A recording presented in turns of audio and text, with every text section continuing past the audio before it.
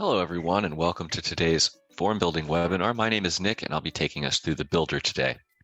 Today we'll be going over formatting selection option questions and all that to say just a section that will provide the patient with the opportunity to select multiple answers for a section. So let's go ahead and get started with that. We'll go down to our packets and forms section.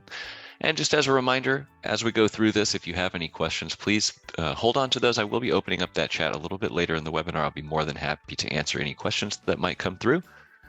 But in the meantime, we'll be working off of our FormDr training packet today. We'll just want to click the three dots on the right side of that packet, but I'm also going to bring that to the top of our list just to make it a little bit more accessible for us. And we'll click those three dots and the Edit Forms button. This will take us to step one of the builder. And we'll go ahead and add a new Scratch tab that we'll be working off of today. And I'll just title that Selections. Go ahead and save that. And we can get rid of that other tab since we won't need that for this demonstration. All right, so we've added our Scratch tab. We've retitled that tab title. And we can now go to step two of the builder, which is the builder itself. We'll click Next to Build, and now we're taken to the builder. So we have our left sidebar with all of our elements and formatting tools, and we have our form area. You'll notice that the Scratch tab comes with a patient name widget by default, and that's just very important to note that this widget will need to be included at least once in each packet because the name filled out in the first and last name, that's going to be the information or the name rather that the submission will be stored under. So it's very important to only use this widget for the patient or the person whose information you're intending to store that under. All other names can just be taken with that general text field. And you can always reformat this as well, just by adding some inputs if you want to mirror that style of the patient name. But all right, when it comes to selection questions, or when you really break that down, it's pretty simple. You're either giving the patient one answer selection that they're allowed to give you, or you're giving them multiple. Typically, that will be seen in a yes or no format, or for instance, maybe a marital status question would be a drop down, but only allowing the patient to give one selection. For those, you would typically use the single select option, which is going to default to the yes or no style, or the drop down. Both will default to two answer selections. However, you can add as many as you like. And those answer selections, drag that right off the page. Those answer selections will build out to the size of your answer. So that button will get as large as it needs to include your answer text. Again, these are going to be for single select options. Not really what we'll be talking about today, but I do like to point these out just because they are slightly different in terms of how they will be displayed. However, their functionality will be the same. We can go ahead and get rid of those and move on to the other two selection option selection option styles, which are going to be the multi-select option and the multiple checkboxes. These are what we're going to want to use today, and just for reference, we're talking mainly about building a section that would be like a medical history or a review of systems, something that would say, have you ever had any of the following? Please check all that apply. Any question that could fall into that type of range, these are great candidates for that. These will allow the patient to make multiple selections. They can also deselect anything that they've selected accidentally. You can also add any conditional forms or conditional formatting into each selection answer as well, and we'll demonstrate that as we go along. But just to talk about the general differences between these two widgets, as they will function very, very similar. However, again, very much like the drop-down and the single select option, they will display slightly differently. So let's talk about that really quickly. When we talk about the multi-select options, this will function very similar to the single select option in terms of how that answer selection bubble will grow. These answers will grow to whatever size you need. And you can add as many of these inputs as you want. Let's go ahead and add several of these just so we can take a look at that. And we'll go ahead and add 10 of them. Well, let's keep going. We'll add 15 or 20. Let's go ahead and just do 20. And all I'm done right here is just clicked that add option button. Since that was my last action, I'm clicking spacebar on my keyboard. And since that was my last action, it is repeating that add option. Not sure if this is just a setting that I have on this computer, but that could save you some time if you're building out a very large section with many answer selections. All right, we have our multi-select option with 20 answer selections, and this will format to save as much space as possible. So these answer selection boxes will just run up next to one another based on how long each answer is, and we'll try to save as much space as possible. If you are concerned about space and things are printing on too many pages and you're wanting to shorten that up, I do recommend using the multi-select option style, because again, it will just automatically try to save you that on its own, and you won't have to do any extra steps to try to format that accordingly.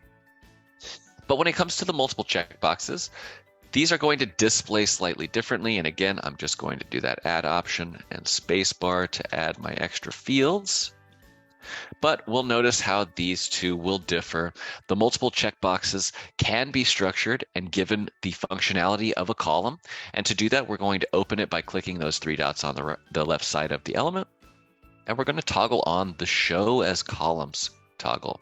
Once this has been enabled, we will now have another option available. We can see that that will disappear. We'll have another option available called Columns Number, and this will allow you to select how many elements that you would like to be displayed per row. You can go down to 2, or you can go up to 9. That will be personal preference, and also kind of dependent on how long your answer selection or your answer titles are, just because some of them, if they're very long, you may want to give it a little bit more room to breathe if they're full sentences or something like that. Otherwise, you can just click around and find something that looks good. 4 or 5 both look good. We'll go with 5 just for the purposes of this. And we can go to the style page just to take a look at how that's going to look on a live form. The style page is a live preview of your form. As we can see, that required tag is populated for us. And we have that red outline of the specific fields of that required question that need to be filled out. We can also test out our selection options here as well. Again, this style page is a live preview of the form. I always recommend coming to this page to test out anything to make sure that it's displaying or working properly, because if you do need to make any adjustments, all you'll need to do is just click right back into the builder, make those changes, and go right back to the style page. And you can test things out much more quickly than going through and saving the changes each time that you're updating. But again, we can check those selections out. We can deselect on these. Basically, these are going to be fully up to you in how you want your information to be displayed, your questions to be displayed to the patient. I do find that the more cleanly formatted forms tend to have most of the information filled out, that even if it's not required. And the name of the game is to try to collect as much of the information from the patient as you can. You can and do have the option of requiring every single question. That is one way to force the patient to give you the information that you need from them. But I do find also that a nice clean form will get you a lot of that information as well, just because it will be easy for the patient to work their way through it. All right. Now let's talk a little bit about conditional information. Maybe a few of these have some extra information that we might need from them. So let's go ahead and retitle a couple of these answers just to make it a little bit more real-world application. But maybe one of these answers is cancer, and the next being diabetes, so on and so forth. Anything that might need an explanation, this probably wouldn't be included in this, but we're going to go ahead and do that. Just anything, I'm just including anything in these first 4 answers that might require some additional information. So let's go ahead and add our conditional fields, and we're just going to do that by clicking and dragging our elements into those answer selection areas. All right, and we'll just use these 4 for now, just to demonstrate how they're going to populate for you on the actual form. So we'll just make each one of them say explain. And we'll move on to the style page again. Just a moment, just so we can see how these will look. Before we go to the style page, though, I am going to go ahead and add a couple of conditional elements to this one as well. We won't flesh these out, but just so we can see how they will be displayed, we'll go with the first 3 and the last 3. Okay, let's go ahead and click that Done button to save that up. And we'll go next to Style to take a look at that in action again. And now whenever the patient selects any of these answer selections, say for cancer, they'll be presented with a box telling them to explain. Maybe you need the type of cancer that they've had. Same for diabetes. Surgery could include any previous surgeries, and medications, any medications that the patient's on. Now you'll notice that each one of these that I've clicked on that has that conditional information, that information is just stacking below the question. That is because this is a single element with multiple answer selections. Any conditional information is always going to be displayed directly beneath the parent element. So that would be this multiple checkboxes element, the entire thing, and each conditional field will be formatted beneath it. Now each one will take up the full width of the area that it's been given, and as this multiple checkboxes has been given the entirety of the width of the area, it is going to give each one of those conditional answers, or conditional questions rather, that full area as well, causing them to stack on top of each other like so. The multi-select option is going to display that information very much the same way, again, because this is only one widget with multiple answer selections. So all of that information is just going to stack on top of itself. Now you can imagine if each one of these has an explain or an extra question that needs to be added, that can stack up very quickly. Another note is that anytime you print a form out as a blank PDF for in-office use, all conditional information is going to be printed out for you, which means that if all 20 of these had text fields within them, all 20 of those text fields will be displayed in that manner. So just keep that in mind as you're building out your forms, because if you do find yourself using in-office PDFs quite often, then the formatting really does become a little bit more important for you, just because of the way that that information is going to be formatted. And also too, when it comes to people's handwriting, it varies so vastly. You do want to give them an appropriate area, I should say, maybe not the biggest area possible, but an appropriate area for them to enter the relevant information. All right, now, if you do have a section that is going to include each question or answer selection to have its own conditional information, there is a workaround for this. So we'll go ahead and go back to build, and we're going to build this in the legacy style, or the way that we used to do it. We're going to go ahead and add a paragraph widget. We're just going to click that to add it at the bottom of the page. And then I'm going to also click and add a columns widget as well. Now from here, we'll retitle the paragraph, and this will be our section header. So maybe this is review of systems. We'll bold that. And so now we have our section header, which is kind of standing in the place of the title of our question for this section. And instead of using a multiple checkbox or a multi-select option, we're going to go ahead and use the single checkbox. I like the single checkbox for this because it will kind of mirror that same style, allowing the patient to select them. If you do prefer a series of yes or no questions, you can absolutely just use a series of single select options to collect that information.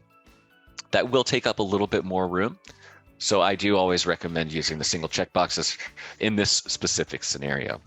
But we're going to go ahead and add 20 of these single checkboxes. However, before I do that, I'm going to go ahead and add my conditional information to my single checkbox. So again, we've added our paragraph, which we've retitled to Review of Systems. We've added our column widget and a single checkbox widget, which I will click and drag into said column. And now I'm going to click the orange pencil icon of the single checkbox, open that up for editing. I'm going to scroll down to the answer area, or where that should be anyway, and you'll see this conditional toggle. This will be the only widget that you'll need that has the conditional functionality to be enabled. Actually, that's not true. The signature widget will be the same. However, once you toggle on that conditional toggle, you'll have that conditional field area. So let's go ahead and add a text field. we'll update that to say, please explain.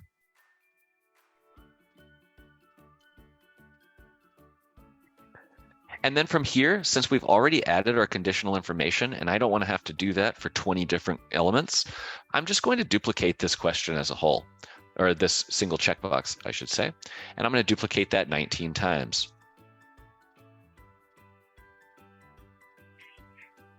All right. So we have our other single checkboxes, and each one of these will already be set up with that conditional question. So we can click through and see that each one of them is going to have that please explain box, saving me a few minutes. And that's great, because now I have more time to spend on the rest of the form. But all right, we're going to update this as well. We're going to go to that 5-wide format just so we can see how those are going to differ in terms of space taken up on the form, and then also how they're going to display that conditional information.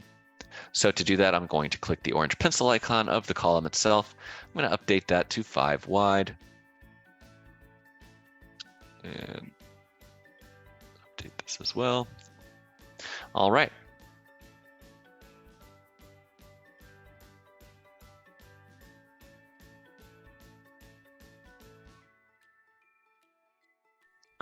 So now we have our, let's go to that style page to take a look at that. And as you can see, this type of section is going to take up more room than either the multi-select option or the multiple checkboxes. However, if you do have conditional information behind more than, say, 3 of those answer selections, I always like to recommend anything more than 3, just go ahead and build it out into a single checkbox style, because 3 is not so bad. But when you get down to 6, 7 to 20, it can start to get a little tedious. And also too, if we have not retitled these, if they all just simply say explain, and then the patient has added 10, 12, 15 of them, and they deselect something, they might not be able to determine what that additional question was for. So if you do have multiple conditional fields in these types of formats with the multi-select option or the multiple checkboxes, I always recommend just titling the conditional information more specifically than you normally would. So in this instance, I would say, please explain type of cancer or type of diabetes. Please explain your surgeries. What medications are you on? Something that the patient can look at and know exactly what that information is in addition to of what they have selected. But we'll go ahead and add these conditional fields again. We'll add them all that we've added, and we can see how they, again, will be stacking on top of one another.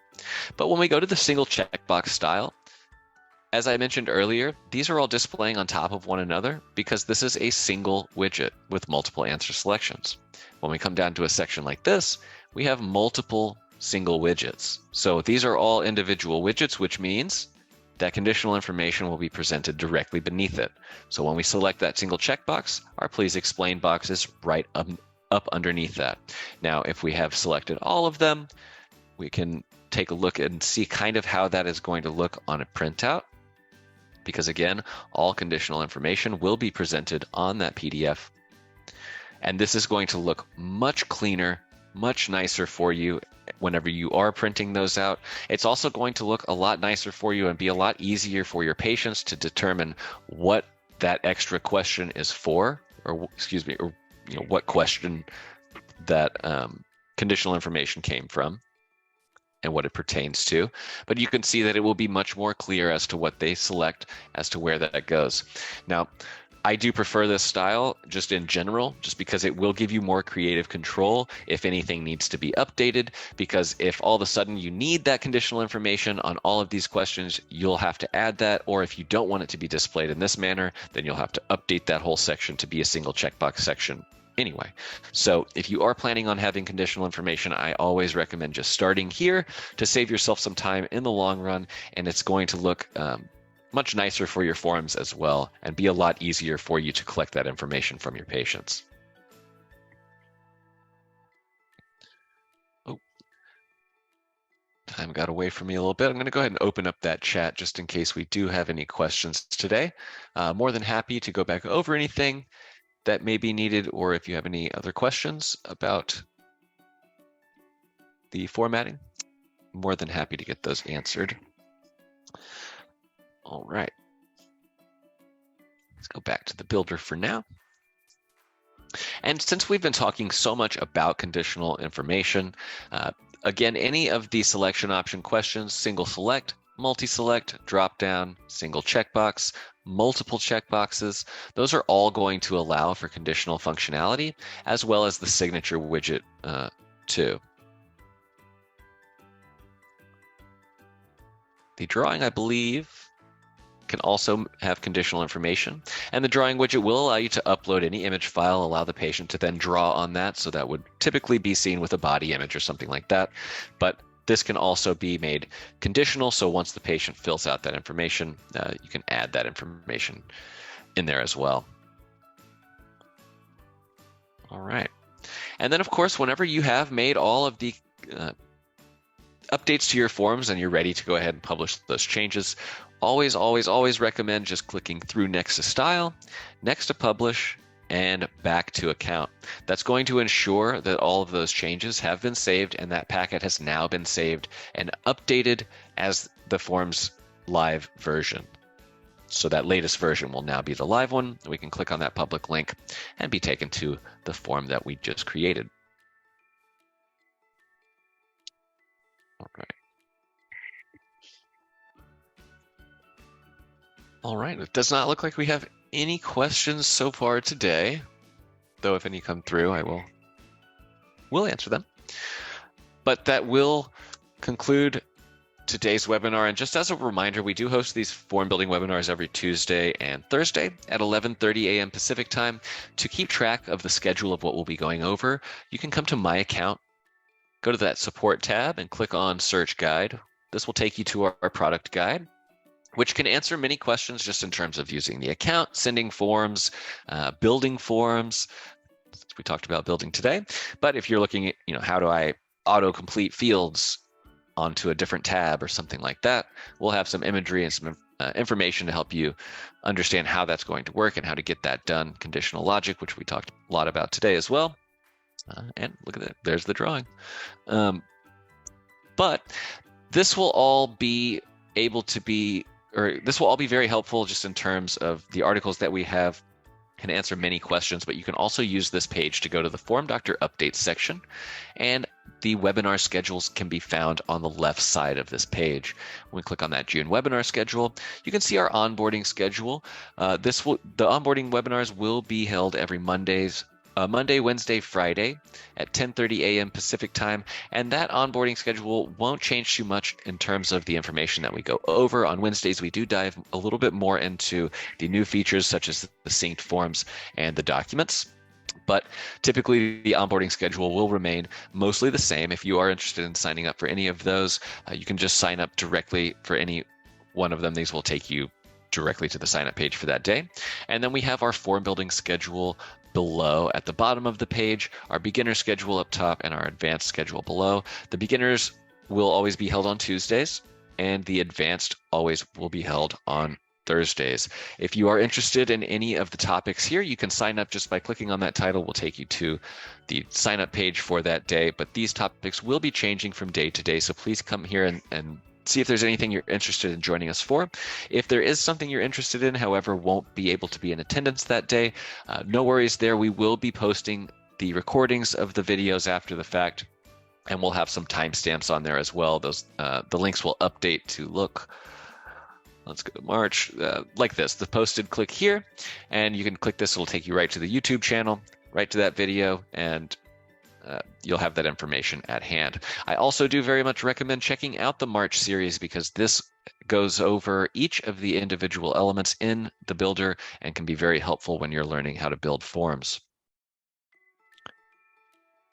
All right. We are all out of time today, unfortunately, but thank you very much for joining us. We do appreciate you being here. And just as another reminder, these are all free. So if you do have any staff or coworkers that would like to learn this information, or if you would like for them to learn this information, please feel free to send them our way. We do encourage everyone to join us as often as they like.